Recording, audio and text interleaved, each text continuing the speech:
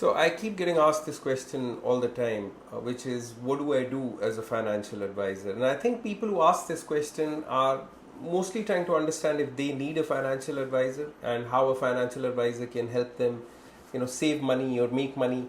So I thought I'll talk about this a little because I think a lot of people are getting the whole idea of financial advisory completely wrong.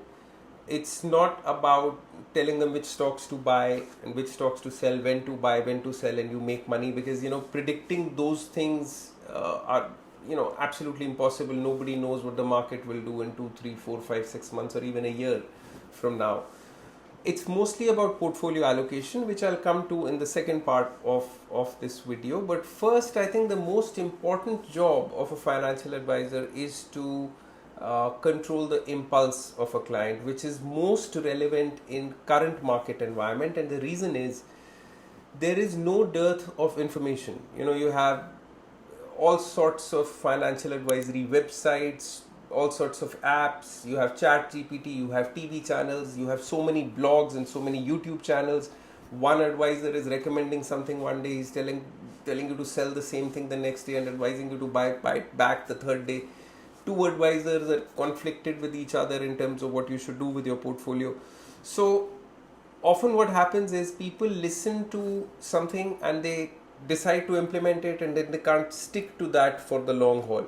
A perfect example is, one of my clients about 2 years back asked me if investing in ETFs and index funds is not the best idea because they have outperformed most actively managed funds by a mile. This is when a lot of FII money was coming into India 3-4 years back, where frontline indices were performing really well. They were doing exceptionally well compared to actively managed funds.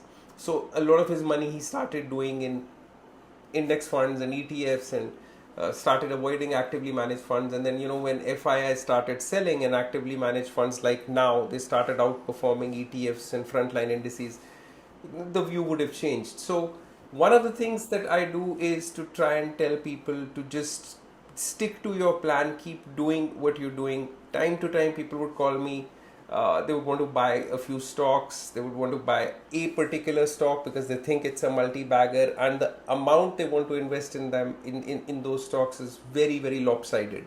So my idea is to just tell them, directly or indirectly convince them that there's only up to this much that you should buy, but hold on to your core portfolio. There'd be clients who'd be like, direct mutual fund plans have such lower expense, regular plans have higher expense, I'll pay you 1%, why don't you help me buy direct mutual funds and make a portfolio? Not realizing that they're actually paying a lot more. They don't have to pay me 1% for doing this, because the difference in expense in direct and regular plans now is in most cases 30, 40, 50 bips.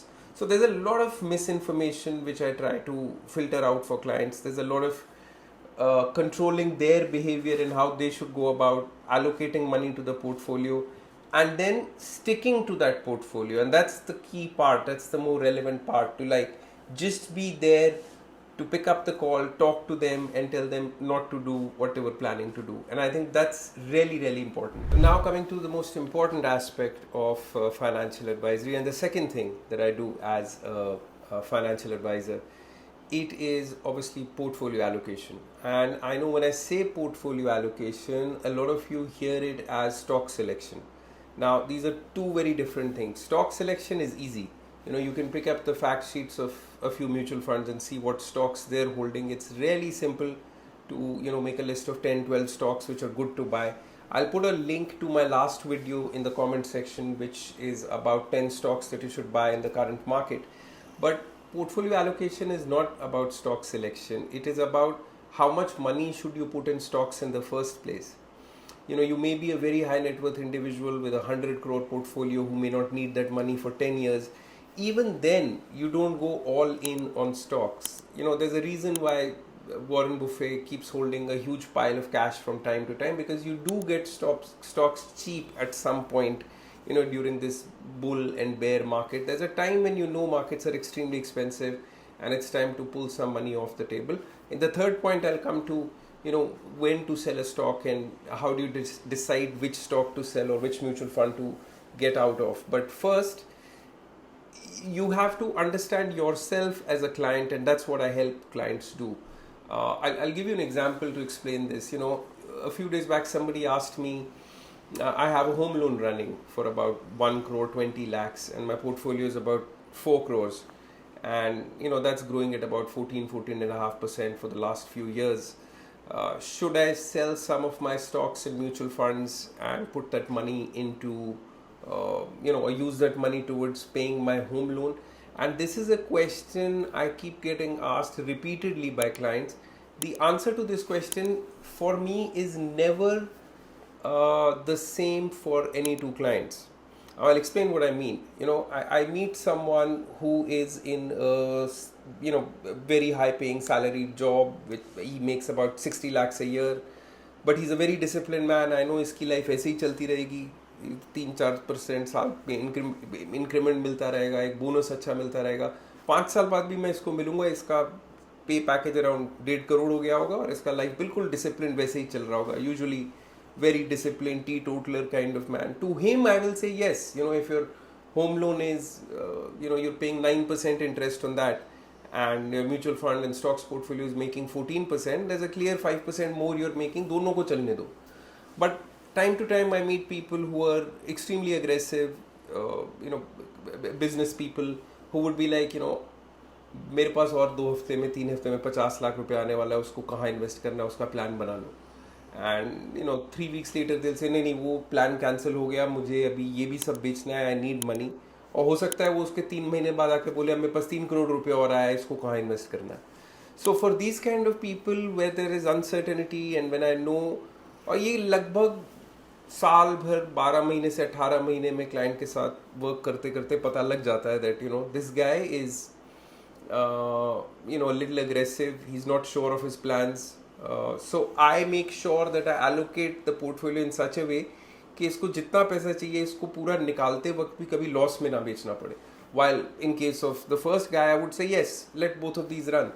And this is where portfolio allocation comes into the picture. So whatever you allocate to stocks, you would obviously hold it for many years, but how much should you allocate to stocks in the first place is very, very relevant. So the third thing I do as a financial advisor, and I think this keeps coming up a lot with many clients, which is when do you sell a stock or when do you get out of a mutual fund? How do you know it's the right time to sell? Personally, I think most of the stocks that have worked for me for a long time, once I've bought it and they've performed well, the time to sell those stocks is usually either never or hold on to them for a very, very long term. Now I'll tell you why I say that. Mostly you will see a lot of investors would want to sell stocks which have done really well for them, and then they end up buying stocks which are not doing well to average them. So they'll buy 5 stocks out of which 3 have done really well, they're 200-300% up. That's when they'll sell, and they'll end up buying stocks which are about 30-40% below the price at which they got the stock at. And that's like always throwing good money after bad money. I have hardly ever seen that approach work. So again, it goes back to impulse control. Mostly the chances are that a stock that has been doing really well, something that's moved up from 600 to 1200 or 1500, it's actually a good time to buy more of it, because the thesis, the theory, the growth in the business is playing out and it's more likely to play out. But that does not mean you never sell a stock. You do sell a portion of the profit or more, or sometimes the stock in its entirety if you feel that the story has completely matured in case of mid and small caps. And in case of large caps, if you feel it's run far ahead of its valuations, that's when you sell. But the mistake people make is they sell and then they buy some of the stocks which they already hold, which have not been performing well. You take 10 stocks which have done well and 10 stocks which have not done well. Chances are the stocks that have not done well will not start doing well even in future, at least 8 of those. While the stocks which are doing well, out of those 10, in the next 5-7 years, 8 of those will still keep doing well and keep growing at a very good CAGR. So this is again part of impulse control, to explain to clients that something that has done well, maybe it's time to buy more of that and sell the stock that's not doing well. So again, when to sell a stock, when to sell a mutual fund will depend on your overall allocation, what you want to do when you sell a particular stock, and where you want to invest that money. So this is a very critical aspect which people don't pay much attention to. So finally, the fourth thing, and something I do a lot, is talk to my clients. And a lot of times I've realized, if I talk to a client maybe 6-7 times in a year, about 5 or 6 times out of the 7 times we're not even discussing their portfolio or their stocks. We're discussing things like how they can multiply their streams of income, how they can generate more income in what they're doing, their investment in real estate, which is not something I cover in financial advisory, which insurance they should buy, which is not something I sell. I don't do insurance, but it's all part of comprehensive financial planning. Often I've seen clients just need someone to talk to and crystallize their thoughts, and essentially that's what they're paying me a percent or whatever they're paying me for, just to be there, talk to them. And truth be told, I've actually benefited doing that myself, because when you're talking to investors constantly, and different investors with different outlooks and different view on money, a lot of times you come up with ideas. They want me to look at a stock and say, this is a stock that I want to buy, would you want to look at it in more details? And in past I've seen once or twice I've picked up on a stock which a client recommended, and I said, yeah, this is a great stock, I don't know how I missed it. So talking constantly to clients is like talking to a lot of people who are interested in talking about finance. So that's something I do, and it's really critical, because it's like going to a therapist. You just want to talk about your portfolio to someone, but you don't know who to talk about, because most people find it boring. So yes, I don't find it boring, and part of my job is to make it exciting, to keep talking to your clients about what they're thinking, how they want to go about their portfolio, and that itself helps them stay the course.